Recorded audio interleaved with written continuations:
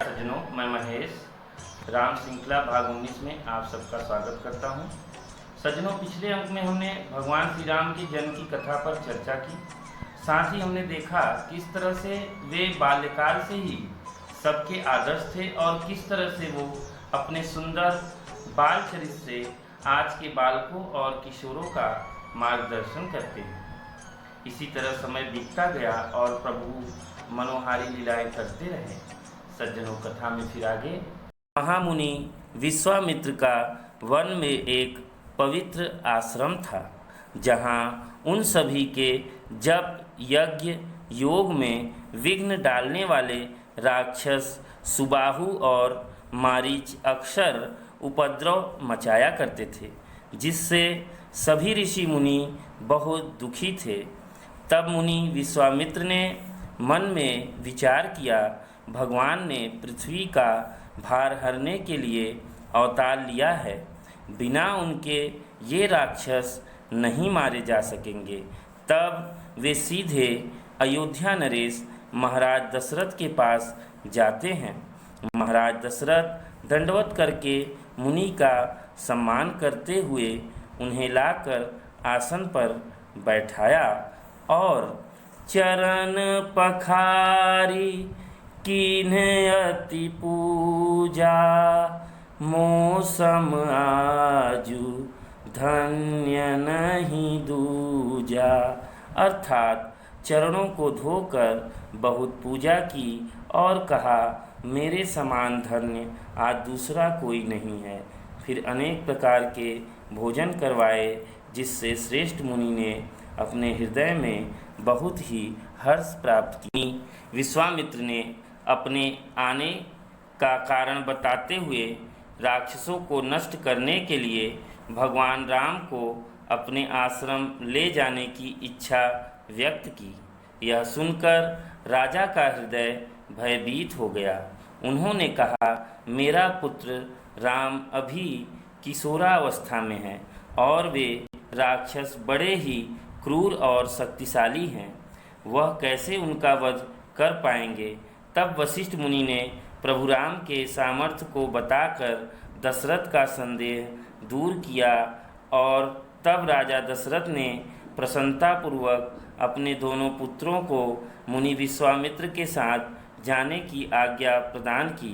दोनों भाई प्रसन्न होकर मुनि का कष्ट हरने के लिए मुनि के साथ चल दिए। मार्ग में जाते हुए मुनि ने ताड़का राक्षसी को दिखाया। वह राक्षसी शब्द सुनते ही उन लोगों पर क्रोध करके दौड़ी। श्री राम जी ने एक ही बाण में उसके प्राण हर लिए। तब ऋषि विश्वामित्र ने प्रभु राम को संसारी लीला पूर्ण करने के लिए ऐसी विद्या दी, जिससे भूख प्यास न लगे और शरीर में अतुलित बल और तेज बना रहे। सभी प्रकार के दिव्य अस्त्र शस्त्र प्रभु श्री राम को समर्पित करके अपने आश्रम ले आए। सवेरे श्री रघुनाथ जी ने मुनि से कहा, आप जाकर निडर होकर यज्ञ कीजिए। यह सुनकर सब मुनि हवन करने लगे और दोनों भाई यज्ञ की रखवाली करने लगे। यह समाचार सुनकर मुनियों का शत्रु क्रोधी राक्षस मारीच अपने सहायकों को लेकर दौड़ा। श्री राम जी ने बिना नोक वाला बाण उसको मारा, जिससे वह 100 योजन के विस्तार वाले समुद्र के पार जा गिरा। फिर सुबाहु को अग्नि बाण मारा, जिससे उसका अंत हो गया। उधर छोटे भाई लक्ष्मण ने राक्षसों की सेना का संहार कर डाला। इस प्रकार श्री राम जी ने ब्राह्मणों और मुनियों को निर्भय कर दिया। इस तरह तहाँ मुनि कछुक दिवस रघुराया, रहे कीन विप्रन पर दाया। अर्थात रघुनाथ जी वहाँ कुछ दिन और रहकर ब्राह्मणों पर दया की। भक्ति के कारण ब्राह्मणों ने उन्हें बहुत पुराणों की बहुत सी कथाएं कही, यद्यपि प्रभु सब जानते थे। आज की कथा में हमने देखा कि किस तरह से प्रभु श्री राम मुनि विश्वामित्र के साथ उनके कष्ट को दूर करने के लिए चल देते हैं। सज्जनों, प्रभु यहाँ पे हमें यह शिक्षा देते हैं कि जो सामर्थ्यवान होते हैं उन्हें सदैव निर्बलों की सहायता करनी चाहिए, उनकी रक्षा करनी चाहिए। मित्रों, प्रभु बिना किसी स्वार्थ के, उन्हें वहाँ पर उनका कोई स्वार्थ नहीं था, लेकिन केवल जन कल्याण का उद्देश्य था। और यहाँ तक कि बड़े बड़े क्रूर राक्षसों से सामना करना था। ऐसे में भी उनके पिता ने उदारता दिखाई और अपने पुत्रों को मुनि के साथ भेजा। यह बहुत ही महत्वपूर्ण है। मित्रों, हमें ध्यान देना चाहिए कि हमारे आसपास जो निर्बल हों, जो लाचार हों, उनकी सुरक्षा करना हमारी जिम्मेदारी है। जो सबल हों, उनका यह दायित्व है कि वे अपने से निर्बल और कमज़ोरों की रक्षा करें। लेकिन दुर्भाग्यवश आज हमारे समाज में ऐसे बहुत से उदाहरण देखने को मिलते हैं कि बहुत से जो सबल हैं, सामर्थ्यवान हैं, वो निर्बलों पे ही अपना बल दिखाने में अपना गौरव महसूस करते हैं। यह बड़े शर्म की बात है। मित्रों, दूसरी सबसे महत्वपूर्ण बात है कि गुरु के प्रति समर्पण। मित्रों, यहाँ हमने देखा कि किस तरह से प्रभु श्री राम का निश्चल निस्वार्थ प्रेम विश्वामित्र मुनि को अपने सारे द्वार खोलने के लिए विवश कर देता है। अपने सारे ज्ञान के द्वार वो खोल देते हैं उनके लिए।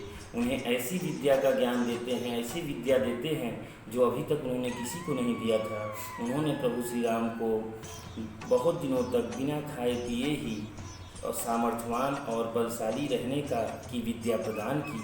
इसके अलावा उन्होंने बहुत से दिव्यास्त्र जो है प्रभु श्री राम को समर्पित किए, और ताकि वो अपने जीवन में उसका उपयोग कर सकें। मित्रों, कोई भी गुरु अपने शिष्य के प्रति अपनी पूरी सामर्थ्य से अपनी विद्या देना चाहता है, लेकिन शिष्य में वो पात्रता होनी चाहिए जैसी प्रभु श्री राम में थी। अगर शिष्य में पात्रता हो तो गुरु अपना सर्वस्व निछावर कर सकता है, सर्वस्व अपना ज्ञान, सर्वस्व अपना सब कुछ उसको दे सकता है, अपना ज्ञान, अपना सामर्थ्य, अपना अनुभव। लेकिन मित्रों, उसके लिए शिष्य में वो पात्रता होना अति आवश्यक है। अपना गुरु के प्रति समर्पण, सच्चा प्रेम, स्नेह, विश्वास, निष्ठा, ये सारे आचरण अगर शिष्य में होंगे तो निश्चित रूप से गुरु अपने शिष्य को सर्वोच्च पद पर पहुंचाने के लिए अपनी एड़ी चोटी का जोर लगा देगा। मित्रों, बस आज इतना ही कहेंगे। फिर अगले अंक में आपसे मिलेंगे। अगले अंक में हम देखेंगे किस तरह से प्रभु श्री राम अहिल्या का श्राप से मुक्त करते हैं, उनका उद्धार करते हैं। तब तक आपसे आज्ञा लेते हैं। नमस्कार। जय श्री राम।